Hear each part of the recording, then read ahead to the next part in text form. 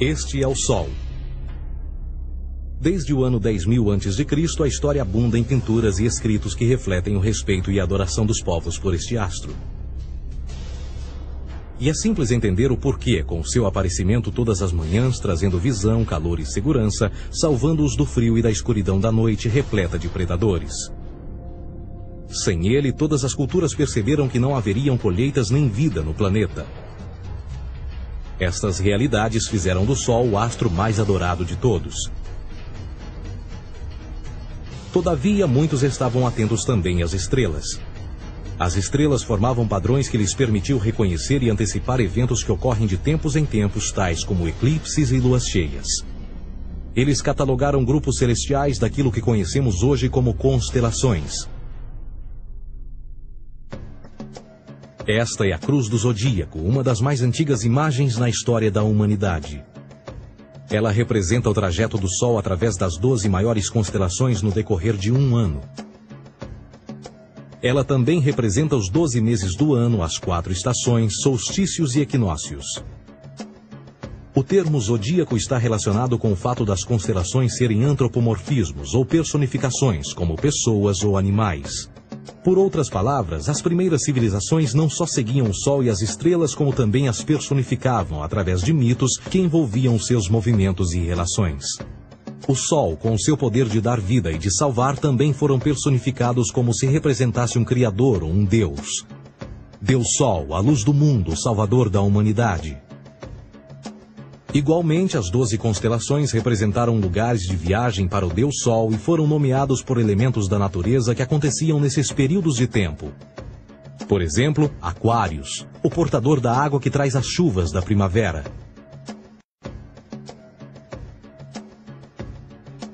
Este é Horus. Ele é o Deus Sol do Egito de 3.000 a.C. Ele é o Sol antropomorfizado e a sua vida é uma série de mitos alegóricos que envolvem o movimento do Sol no céu. Dos antigos hieróglifos egípcios conheceu-se muito sobre esse Messias solar. Por exemplo, Horus, sendo o Sol, tinha como inimigo o Deus Sete, que era a personificação das trevas ou da noite. E metaforicamente falando, todas as manhãs Horus ganhava a batalha contra Sete. E no fim da tarde, Sete conquistava Horus e o enviava para o mundo das trevas. Será importante frisar que trevas versus luz ou bem versus mal tem sido uma dualidade mitológica onipresente que ainda hoje é usada em muitos níveis. No geral, a história de Horus é a seguinte. Horus nasceu em 25 de dezembro da Virgem Isis Mary. O seu nascimento foi acompanhado por uma estrela no oeste, que por sua vez foi seguida por 3 reis em busca do Salvador recém-nascido. Aos 12 anos era uma criança prodígio nos ensinamentos, e aos 30 anos ele foi batizado por uma figura conhecida por Anup, e assim começou o seu ministério. Horus teve 12 discípulos e viajou com eles, fazendo milagres tais como curar os enfermos e andar sobre as águas. Horus também era conhecido por vários nomes como a Verdade, a Luz, o Filho Adorado de Deus, o Bom Pastor, Cordeiro de Deus, entre muitos outros. Depois de ter sido traído por Tifão, Horus foi crucificado, enterrado por 3 dias e então ressuscitou. Estes atributos de Horus, originais ou não, parecem influenciar várias culturas mundiais e muitos outros deuses encontrados com a mesma estrutura mitológica. Atis da Firígia nasceu da Virgem Nana em 25 de dezembro. Crucificado, foi posto na tumba e 3 dias depois ressuscitou. Krishna, da Índia, nasceu da Virgem Davaki com uma estrela no ocidente assinalando sua chegada, fez milagres juntamente com seus discípulos e após sua morte ressuscita.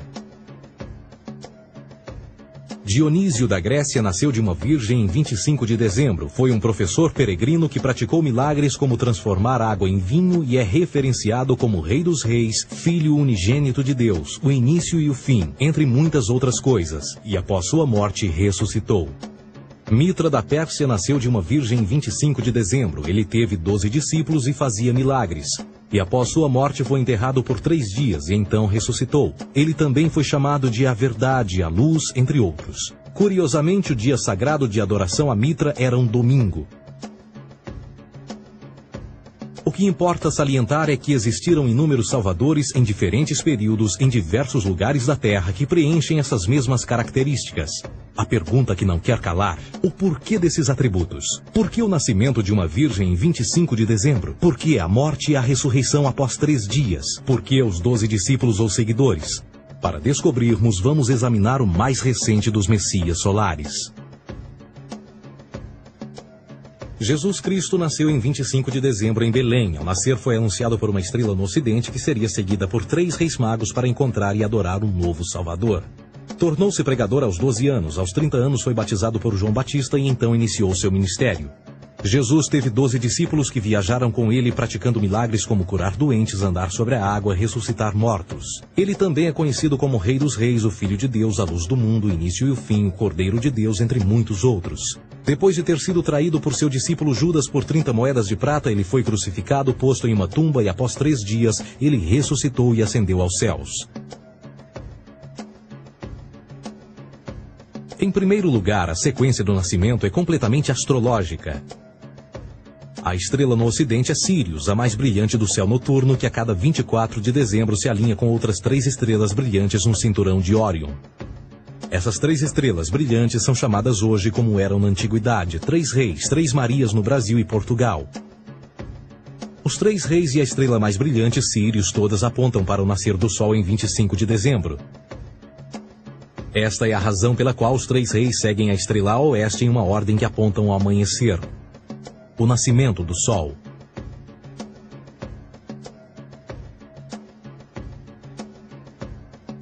A Virgem Maria é a constelação de Virgo, também conhecida como Virgo, a Virgem. Virgo em latim significa virgem. Virgo também é conhecida como a casa do pão. E a representação de Virgo é uma virgem segurando um feixe de espigas de trigo. Esta casa do pão e o seu símbolo das espigas de trigo representa agosto e setembro, a época das colheitas. Por sua vez, Belém é a tradução ao pé da letra de a casa do pão. Belém também é a referência à constelação de Virgem, um lugar no céu, não na terra. Existe outro fenômeno muito interessante que ocorre em 25 de dezembro, é o solstício de inverno. Do solstício de verão ao solstício de inverno, os dias se tornam mais curtos e frios. Da perspectiva de quem está no hemisfério norte, o Sol parece se mover para o sul, ficar menor e mais fraco. O encurtamento dos dias e o fim das colheitas conforme se aproxima o solstício de inverno, simbolizando o processo de morte. Era a morte do Sol. Pelo 22º dia de dezembro, o falecimento estava completamente realizado e faz com que atinja seu ponto mais baixo no céu. Aqui algo curioso acontece. O Sol para de se mover por 3 dias. Durante estes 3 dias, o Sol fica pelas redondezas da constelação do Cruzeiro do Sul, ou Alfa Crucis. Depois desse período, em 25 de dezembro, o Sol se move 1 grau, dessa vez para o norte, trazendo perspectiva de dias maiores, mais calor e a primavera. E assim se diz: o Sol morreu na cruz, ficou morto por 3 dias, apenas para ressuscitar ou nascer mais uma vez. Esta é a razão pela qual Jesus e muitos outros deuses solares compartilham da ideia de crucificação, morte por 3 dias e o conceito da ressurreição. É o período de transição do Sol antes de mudar para a direção contrária no hemisfério norte, trazendo a primavera e assim a salvação. Todavia, eles não celebram a ressurreição do Sol até o equinócio da primavera, ou Páscoa. Isso é porque no equinócio da primavera o Sol domina oficialmente o mal, as trevas, assim como o período diurno se torna maior que o noturno. E o revitalizar da vida na primavera emerge. Agora, provavelmente, a analogia mais óbvia de todas neste simbolismo astrológico são os 12 discípulos de Jesus. Eles são simplesmente as 12 constelações do zodíaco com que Jesus, sendo o Sol, viaja. De fato, o número 12 está sempre presente ao longo da Bíblia.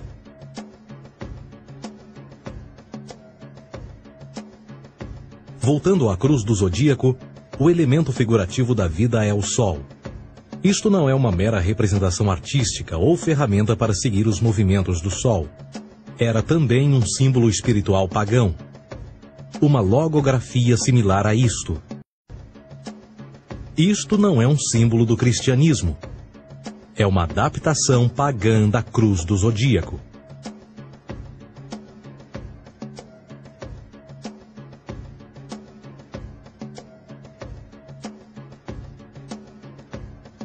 Esta é a razão pela qual Jesus, nas primeiras representações, era sempre mostrado com a sua cabeça na cruz. Jesus é o Sol, Filho de Deus, a luz do mundo. O Salvador a erguer-se, que renascerá, assim como o sol faz todas as manhãs.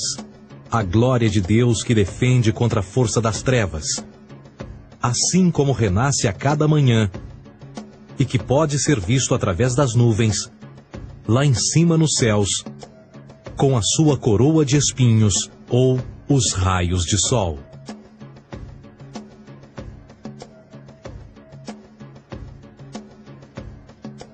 Agora, nas muitas referências astrológicas ou astronômicas na Bíblia, uma das mais importantes tem a ver com o conceito de eras. Através das Escrituras há inúmeras referências a essa era. Para compreender isto, precisamos primeiro estar familiarizados com o fenômeno da precessão dos equinócios.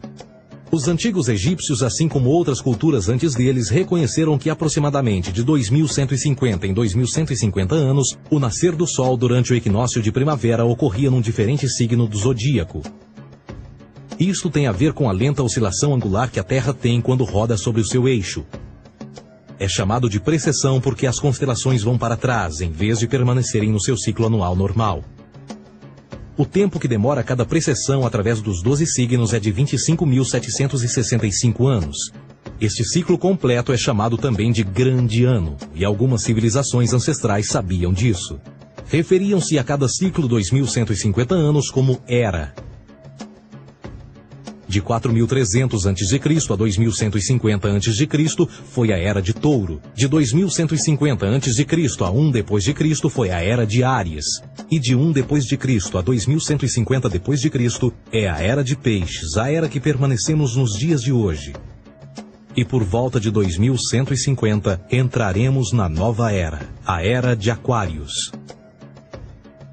Agora, a Bíblia refere-se por alto ao movimento simbólico durante 3 eras, quando se vislumbra já é uma quarta. No Velho Testamento, quando Moisés desce o Monte Sinai com os 10 mandamentos, ele está perturbado ao ver sua gente adorar um bezerro dourado. De fato, ele até partiu as pedras dos 10 mandamentos e disse a todos para se matarem uns aos outros para purgarem o mal. A maior parte dos estudiosos da Bíblia atribuem esta ira de Moisés ao fato de os israelitas estarem adorando a um falso ídolo, ou algo semelhante. A realidade é que o bezerro dourado é o Taurus, touro. E Moisés representa a nova era de Áries. Esta é a razão pela qual os judeus ainda hoje assopram com o chifre do carneiro. Moisés representa a nova era de Áries. E perante esta, todos têm de largar a velha. Outras divindades, tais como Mitra, marcam essa transição também. Um deus pré-cristão que mata o touro, na mesma linha simbólica. Agora Jesus é a figura portadora da era seguinte à de Áries, a era de Peixes. O simbolismo de peixes é abundante no Novo Testamento, assim como Jesus alimenta 5.000 pessoas com pão e 2 peixes. No início do seu ministério, enquanto caminhava ao longo da Galileia, conhece 2 pescadores que o seguem. Agora reflita se voltar a ver um adesivo em formato de peixe escrito Jesus na traseira dos carros. Poucos sabem o que aquilo no fundo representa. É um simbolismo astrológico pagão para o reinado do Sol durante a Era de Peixes. Jesus assumiu também que a data do seu nascimento é também a data do início desta era. Em Lucas 22:10, quando Jesus é questionado se a próxima passagem será depois de ele ir embora, Jesus responde: Eis que quando entrardes na cidade, encontrareis um homem levando um cântaro de água.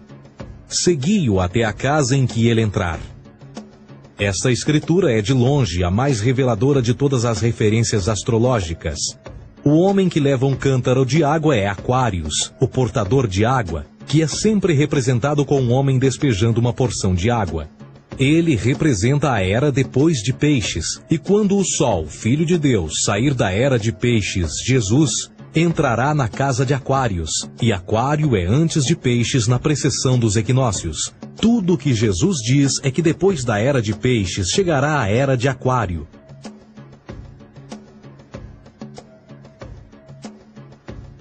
Agora todos já ouvimos falar sobre o fim do mundo. Deixando à parte o lado cartunista no livro de Apocalipse, a espinha dorsal nesta ideia surge em Mateus 28:20, onde Jesus diz: Eu estarei convosco até o fim do mundo, dos séculos em português. Contudo, na tradução inglesa da Bíblia, a palavra mundo está mal traduzida. A palavra realmente usada era aion, que significa era. Eu estarei convosco até o fim da era, o que no fundo é verdade. Jesus, como personificação solar de peixes, irá acabar quando o Sol entrar na era de Aquário. Este conceito de fim dos tempos e do fim do mundo é uma má interpretação desta alegoria astrológica. Vamos dizer que aproximadamente 100 milhões de brasileiros acreditam que o fim do mundo está próximo. Além disso, o personagem de Jesus, literalmente e astrologicamente um híbrido, só demonstra o quão plágio do deus Sol Horus do Egito, Jesus é. Por exemplo, inscrito há 3.500 anos atrás, nas paredes do templo de Luxor, no Egito, estão imagens da Enunciação, da Imaculada Concepção, do nascimento e da adoração a Horus. As imagens começam com o anúncio à Virgem Ísis de que ela irá gerar Horus, que Nefe, o Espírito Santo, irá engravidar a Virgem, e depois o parto e a adoração, e que é não mais do que o milagre da concepção de Jesus. Na verdade, as semelhanças entre Horus e Jesus são flagrantes.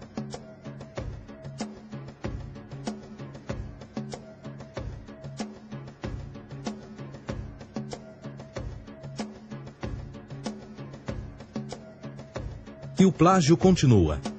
A história de Noé e da sua arca é tirada diretamente das tradições. O conceito de dilúvio é presente em todas as antigas civilizações, em mais de 200 diferentes citações em diferentes períodos e tempos. Contudo, não será preciso ir muito além da fonte pré-cristã para encontrar a epopeia de Gilgamesh, escrita em 2600 a.C.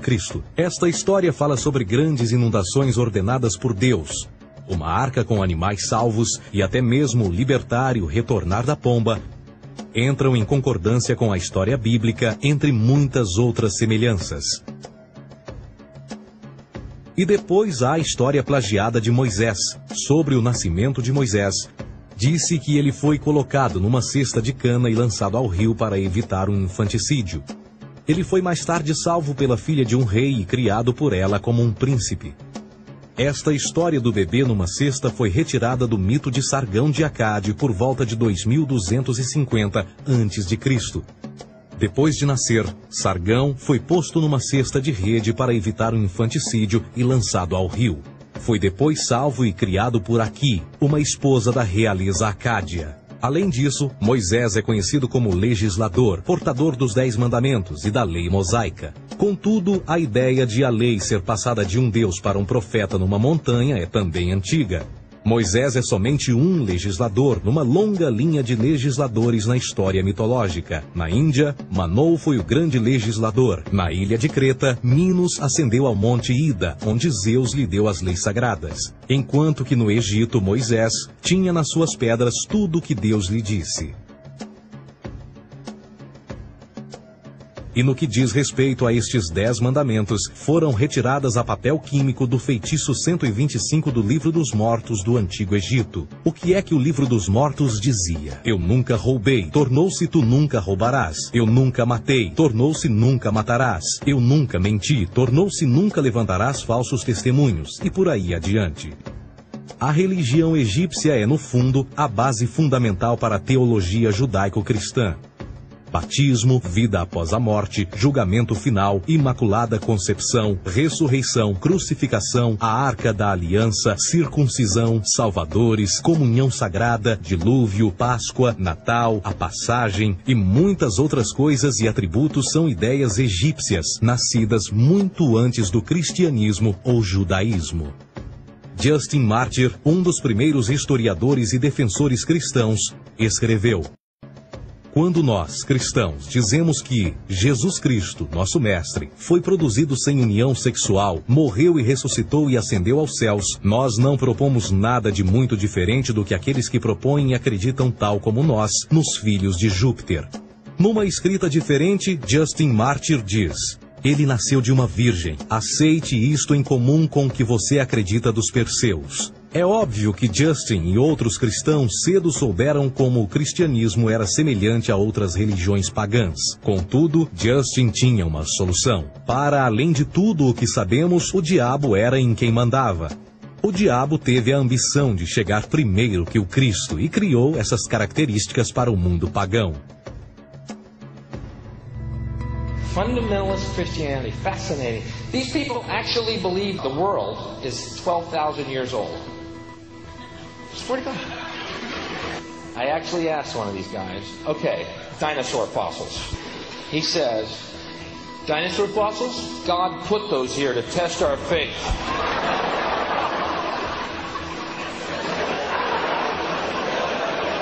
I think God put you here to test my faith, dude.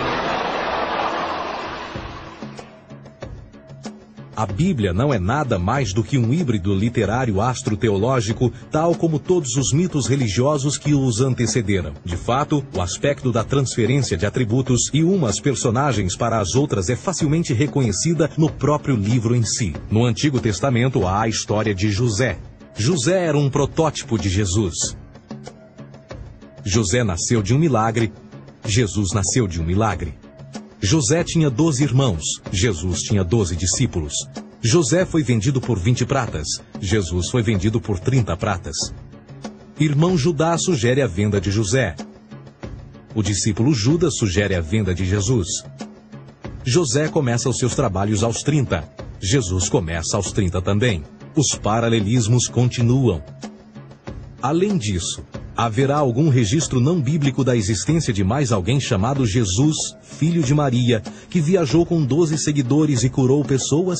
Existiram muitos historiadores que viveram no Mediterrâneo durante esse mesmo período e até mesmo após a presumível morte de Jesus. Quantos desses historiadores fizeram relatos sobre a sua figura? Nenhum. Porém, para sermos justos, não significa que os defensores da existência de Jesus nunca tenham reclamado o contrário. São particularmente 4 referidos como pioneiros sobre a teoria da existência de Jesus: Plínio o Jovem, Suetônio e Tácito. Cada uma das suas máximas consiste apenas em algumas frases em que, na melhor das hipóteses, se refere a Christus ou Cristo, e que na realidade não é um nome, mas sim uma titulação. A 4ª fonte é Joséfo, cujos documentos ficou provado terem sido falsificados séculos atrás e, para infortúnio da humanidade, por muitos ainda visto como verdadeiros. Poderá alguém ter se aproveitado das ideias renascer dos mortos, a ascensão ao reino dos céus e a prática de milagres e que a partir daí tenha começado a surgir nos registros históricos? Não, porque uma vez pesadas as evidências, há grandes probabilidades da figura conhecida como Jesus nunca sequer ter existido.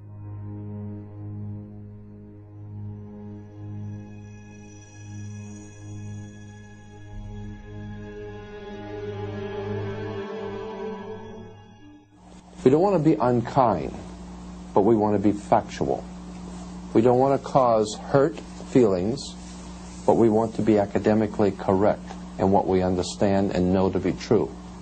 Christianity just is not based on truth. We find that Christianity was in fact nothing more than a Roman story, developed politically.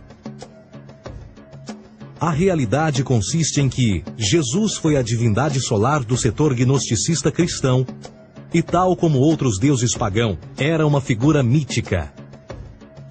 Foi sempre o poder político que procurou monopolizar a figura de Jesus para controle social. Por volta de 325 d.C., em Roma, o imperador Constantino reuniu o Concílio Ecumênico de Nicéia e foi durante esta reunião que as doutrinas políticas com motivação cristã foram estabelecidas e assim começou uma longa história de derramamento de sangue e fraude espiritual. E nos 1600 anos que se seguiram, o Vaticano dominou politicamente e com mão de ferro toda a Europa, conduzindo-a a um período de obscurantismo, onde o conhecimento era apenas um privilégio da Igreja, as Cruzadas e a Santa Inquisição. O cristianismo, bem como todas as crenças teístas, são a fraude desta era. Serviu para afastar os seres humanos do seu meio natural e da mesma maneira uns dos outros. Sustenta a submissão cega do ser humano à autoridade. Reduz a responsabilidade humana sob a premissa de que Deus controla tudo e que, por sua vez, os crimes mais terríveis podem ser justificados em nome da perseguição divina. E o mais importante, dá o poder àqueles que sabem a verdade e usam o mito para manipular e controlar sociedades. O mito religioso é o mais poderoso dispositivo já criado e serve como base psicológica para que outros mitos floresçam ou justifiquem.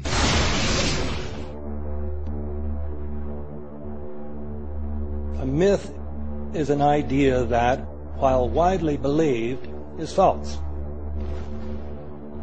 In a deeper sense, in the religious sense, a myth serves as an orienting and mobilizing story for a people. The focus is not on the story's relation to reality, but on its function. A story cannot function unless it is believed to be true in the community or the nation. It is not a matter of debate. If some people have the bad taste to raise the question of the truth of the sacred story, the keepers of the faith do not enter into debate with them. They ignore them or denounce them as blasphemers.